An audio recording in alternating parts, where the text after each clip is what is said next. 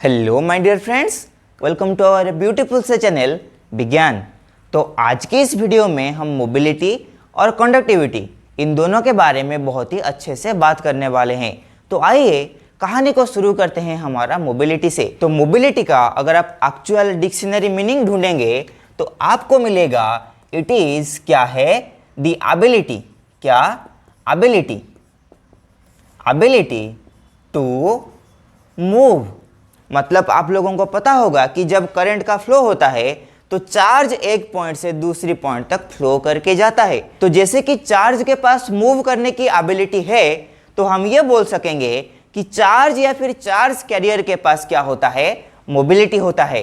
तो यहाँ पे मोबिलिटी एक इतना छोटा टॉपिक है जिसे हमने दो लाइन में ही कंसिडर कर लिया है। उसे हमने क्या लिखा है, it is the drift velocity for unit electric field, जिसे हम क्या करते हैं, म्यू से डिनोट करते हैं। इसका मतलब ये हुआ कि एक यूनिट इलेक्ट्रिक फील्ड में एक कंडक्टर के अंदर चार्ज पार्टिकल या फिर चार्जेस या फिर चार्ज कैरियर पे कितना ड्रिफ्ट वेलोसिटी आता है, वहां पे हम इसको क्या बोलते हैं, म्यू या फिर मोबिलिटी बोलते हैं।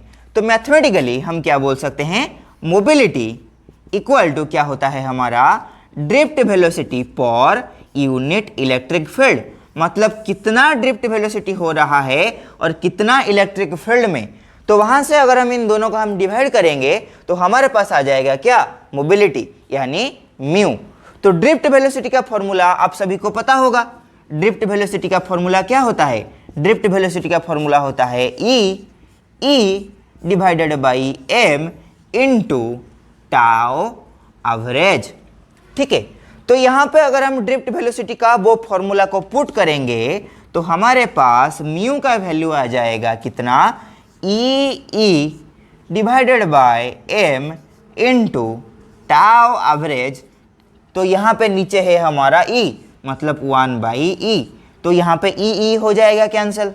तो हमारे पास फाइनली म्यू का एक्सप्रेशन क्या आ गया, e tau average divided by M.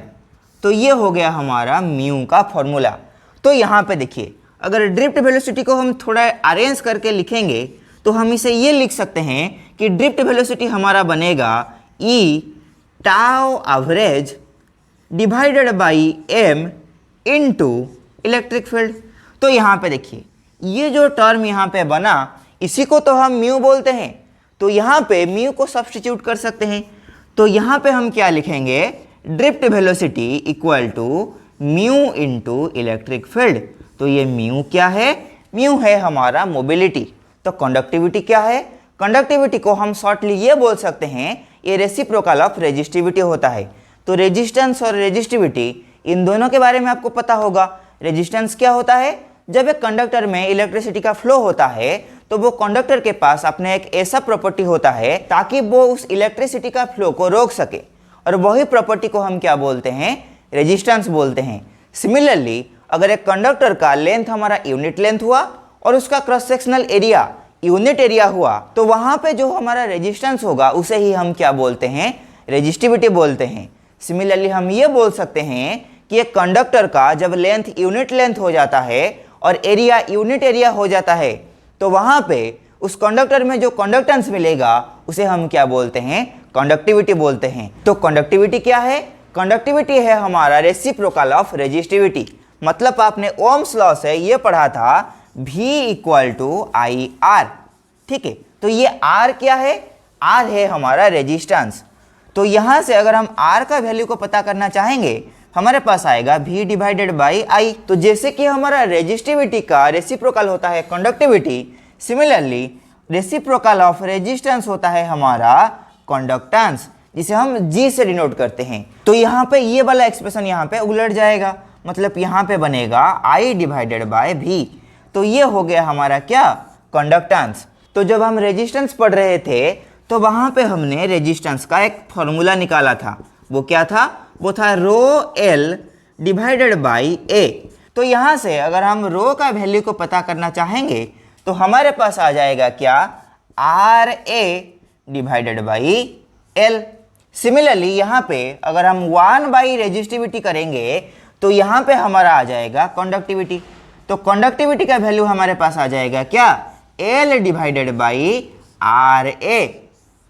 ठीक है, तो ये हो गया हमारा कंडक्टिविटी का वैल्यू। तो जब हम लोगों ने ड्रिफ्ट वेलोसिटी के बारे में पढ़ रहे थे तो वहां पे हमको रेजिस्टेंस का एक नया फॉर्मूला मिला था। वो क्या था? वो था हमारा M L divided by N E square A tau average. तो यहां से अगर हम रेजिस्टिविटी का वैल्यू पता करना चाहेंगे हमें क्या करना पड़ेगा? यहाँ पे इस लेंथ को यूनिट लेंथ और इस एरिया को यूनिट एरिया मानना पड़ेगा। मतलब यहाँ पे अगर हम L equal to 1 and A equal to 1 put करेंगे तो यहाँ पे हमारा रेजिस्टिविटी का वैल्यू आ जाएगा। तो रेजिस्टिविटी कितना होगा?